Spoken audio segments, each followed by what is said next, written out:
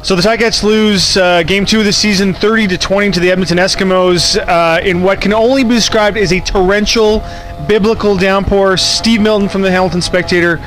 What'd you think of that? Well, interesting. I mean, what a way to start the year in Guelph. Felt anything but like a home, I think, to Tiger Cats today, starting with the rain, starting with a 16-0 deficit that they fell into right away. While it was dry, we might add, not while it was raining.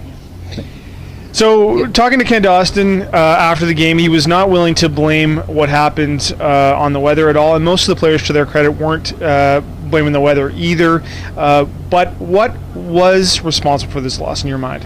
Well, I think Kent also mentioned turnovers and dumb penalties, and that was certainly at the key turnover of the game being Lindsay Lamar's. He had 4 fumbles, 2 recovered by him, 1 by a teammate, but the one that he lost early in the third quarter, where I thought the game had started to change in the second quarter and definitely in the third quarter, defense makes a great stand, holds him to the 10.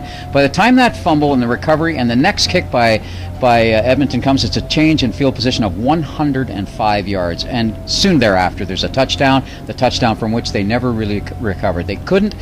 That just absolutely blunted any momentum they had. Now I think the Cats got to have some concerns early in both the third quarter and early in the game, and to me that partly that's a coaching function when it's that early after a break. There were turnovers and penalties that cost big points.